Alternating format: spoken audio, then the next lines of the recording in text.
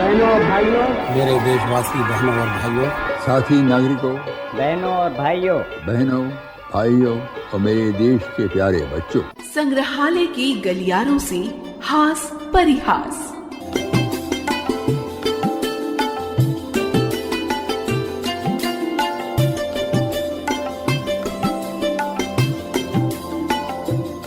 नमस्कार श्रोताओं। कुछ नाम, कुछ शब्द, कुछ चीजें ऐसी होती हैं जो प्रतीकात्मक रूप से जीवन में महत्वपूर्ण हो जाती हैं। मसलन सेब। आदम और हवा के समय से लेकर आइंस्टीन के सिर पर सेब गिरने से होते हुए an apple a day keeps a doctor away तक सेब का अपना महत्व रहा है। वैसे इस कहानी की बात की जाए तो बीमार के लिए दवाई जैसा, गरीब के लिए अमीरी जैसा और बच्चे बड़े सभी का मनपसंद फल सेब इस कहानी में वाकई अपना महत्व साथ लिए चलता है। किंतु इससे इतर ये भी कहना चाहेंगे कि हम सबके जीवन में कुछ चीजों का अलग ही महत्व और स्थान होता है। लेकिन बहुत बार ऐसा भी तो होता है कि हमारी सोच, दृष्टि या अनुभूति के चलते हम महत्वहीन चीजों को अधिक महत्व दे देते हैं और महत्वपूर्ण चीजों को अधिक तवज्जो नहीं देते। बाद में जब अनुभव के आईने में आंकलन करते हैं तो पाते हैं कि जीवन में बहुत सा समय कारण अकारण व्यर्थ ही गवा दिया। लेखक भी इस कहानी के माध्यम से यही कहना चाहता है। कदाचित अपनी सोच से विलग वास्तविकता के चश्मे से चीजों को देखना शायद ज्यादा बेहतर होगा। प्रस्तुत है कहानी सेब। लेखक है रघुवीर सहाय। चलती सड़क के किनारे एक विशेष प्रकार का जो एकांत होता है, उसमें मैंने एक लड़की को किसी की प्रतीक्षा करते पाया। उसकी आंखें सड़क के पार किसी की गतिविधि को देख रही थी और आंखों के साथ नुकीली ठुड्डी वाला उसका छोटा सा सांवला चेहरा भी इधर से उधर डोलता था। पहले तो मुझे यह बड़ा मजेदार लगा, पर अचानक मुझे उसके हाथ में एक छोटा सा लाल सेब दिखलाई पड़ गया और मैं एकदम सन्न से वहां खड़ा रह गया। वो एक टूटी फूटी प्रैम पर सीधी बैठी हुई थी, जैसे कुर्सी में बैठते हैं, और उसके पतले पतले दोनों हाथ घुटनों पर रखे हुए थे। वो कमीज और पजामा पहनी थी। कुछ ऐसा चेहरा उसका शरीर था और कुछ ऐसी हल्की सी उसकी उम्र थी कि मैं सोच में पड़ गया कि ये लड़का है या लड़की। पर लड़की होती तो उस पर दो पतली पतली चोटियां बहुत खिलती, पर यहां वो झबरी थी। लेकिन तुरंत ही मेरे मन ने मुझे टोका, अब भला ये भी कोई सोचने की बात है, क्योंकि उस बच्ची में कहीं कोई ऐसा दर्द था जो मुझे फालतू बातें सोचने से रोकता था।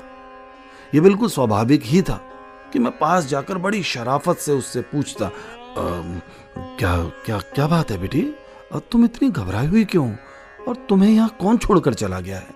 पर वो ना इतनी घबराई हुई थी और ना उसे वहां कोई छोड़कर चला गया था। उसके चेहरे पर एक गहरी आशा की दृढ़ता थी। वो आशा इसी बात की थी कि उसका बाप अभी आ जाएगा। इसलिए मैंने पूछा नहीं, पर थोड़ा और पास आकर उसे देखता रहा। मुझे डर था कि प्रैम को हाथ लगाते ही वो रो पड़ेगी, लेकिन एक बार मन में यह विचार आया कि उस प्रैम को जरा सा और पीछे हटाकर फुटपाथ पर कर दूं। डीजल इंजन वाली भौंडी बसों की दहशत मेरे दिल में बचपन से बैठी हुई थी। और फिर यह सोचकर मैं रुक गया कि हालांकि कोई ड्राइवर कम कुशल होता है, कोई ज्यादा, कोई नहीं, पर ऐसा कोई नहीं होगा जो उसे बचाकर नहीं निकल जाएगा। लड़की ने एक बार मुझे बड़ी घृणा से देखा और फिर अपने बाप को देखने लगी। वो सड़क के पार जमीन पर कोई चीज ढूंढ रहा था। मुझे देखकर वो शायद मन में हंसना चाहती थी। ये आप भी यहाँ खड़े होकर संवेदना लुटा रहे हैं। पर वो बहुत कमजोर थी और उसके चेहरे पर भाव एक अजीब लक्षण के साथ आते जाते थे, जैसे कि कमजोर व्यक्तियों के चेहरे पर आते हैं। इसलिए उसका चेहरा और सख्त हो गया और उसने अपना ध्यान तुरंत मुझसे हटाकर खोई हुई चीज के मिल जाने पर लगा दिया। यह स्वाभाविक ही था कि मैं अपमानित अनुभव करता। मुझे तो बचपन से दुखी जनों के प्रति संवेदनशील होना सिखाया गया था, इसलिए मैं तो उस पर तरस खा रहा था और वो मेरी अनदेखी कर रही थी। परंतु मुझे कोई भी अपमान नहीं मालूम हुआ, क्योंकि मुझे उसका स्वाभिमान अच्छा लगा। इस बार मैंने गौर किया तो देखा वो बहुत मैले कपड़े पहने थी। कमीज के कॉलर पर मैल की लहरदार धारियां थी, मगर चेहरा साफ था, जैसे उसके बाप ने लड़की को मुंह धुलाकर बाहर लाया हो। लगता था जैसे धुलकर उसका मुंह और भी निखर आया है। कमीज पर उसने स्वेटर पहन रखा था जो चिपक कर बैठता था। पूरी बाह की कमीज थी, कफ के बटन बाकायदा लगे हुए थे। इस बार मैंने और गौर किया तो देखा कि कलाइयों में बहुत सी नई चूड़ियां थी। मैंने सोचा, संसार में कितना कष्ट है और मैं कर ही क्या सकता हूं सिवाय संवेदना के। इस गरीब की ये लड़की बीमार होगी, अस्पताल की फीस बचाकर कुछ पैसे ला रहा होगा, उन्हीं से घर का काम चलता होगा। वो शायद यहां गिर गए होंगे, किसी गाड़ी से टक्कर खा गया होगा। वो तो कहिए कि कोई चोट नहीं आई, वरना बीमार लड़की लावारिस यहां पड़ी रहती, कोई पूछने भी ना आता कि क्या हुआ।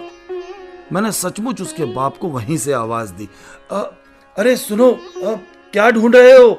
कुछ खो गया है क्या? उसने वहीं से जवाब दिया, हाँ, इसकी गाड़ी की एक डिबरी गिर गई है। उसकी खोज खत्म हो गई थी।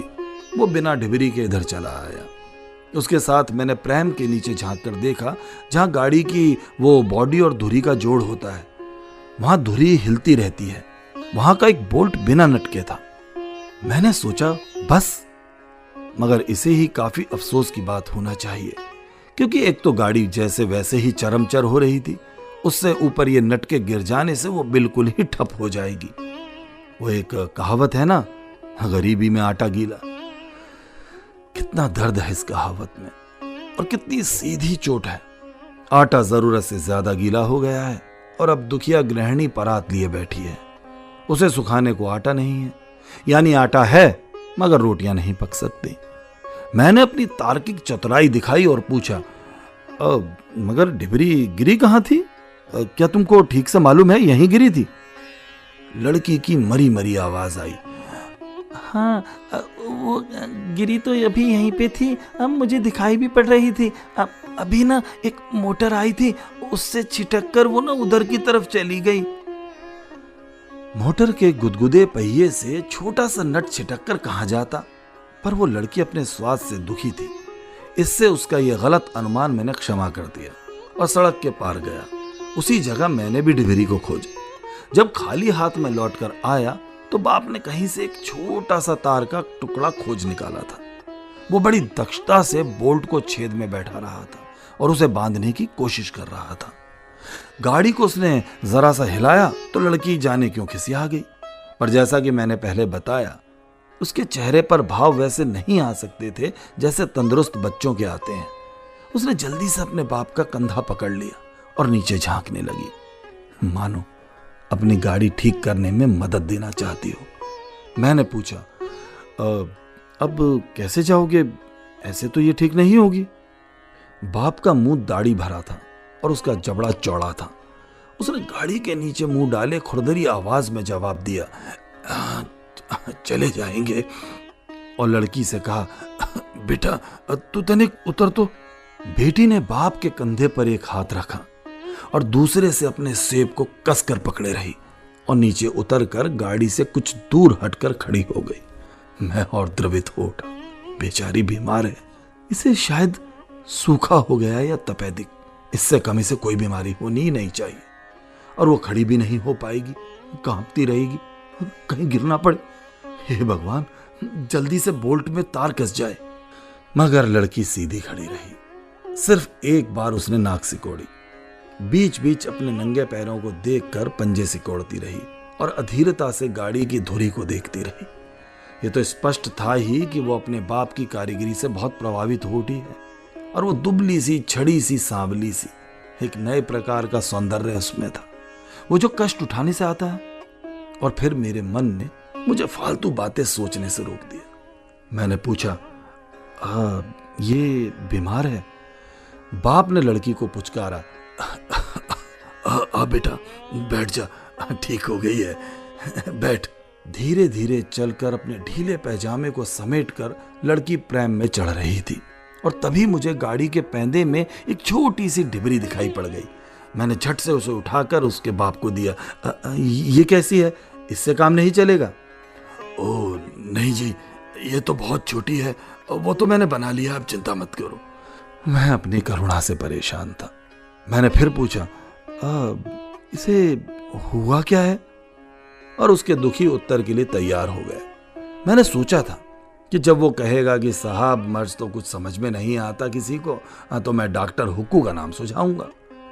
बाप हंसकर बोला अब तो ठीक है, ये इसे मोती झारा हुआ था, बहुत दिन हुए, तब से थोड़ी कमजोर हो गई है, सुइयां लगती हैं इसे। गाड़ी चू चू करके चलने लगी थी। अब लड़की को शर्म लगने लगी थी कि इतनी बड़ी होकर प्रेम में बैठी है। कहाँ रहते हो? यहीं सरकंडा बाजार में। और अपनी मासल वहां उठाकर उसने सरकंडा बाजार को इंगित किया जो सामने धूप में चमकता दिख रहा था। मुझे कुछ ना सूझा तो मैंने फिर पूछा, वहां से रोज यहां तक आते हो? तब तो बड़ी तकलीफ उठाते हो।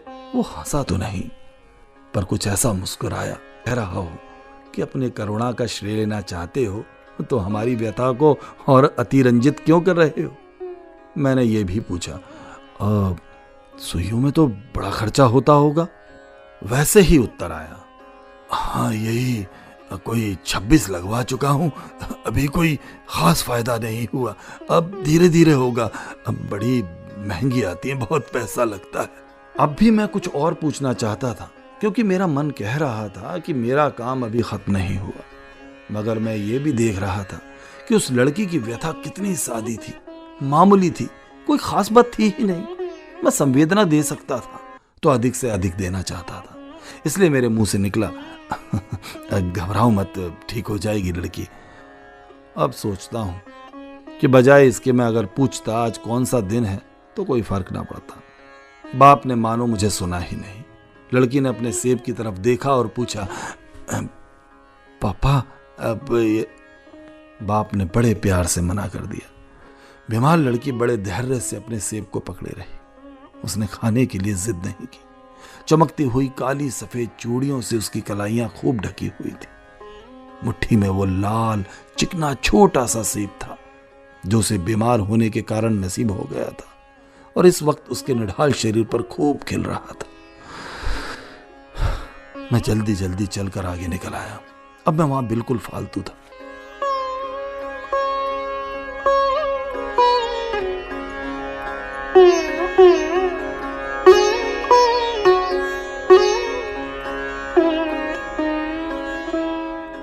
अभी आपने सुनी कहानी सेब।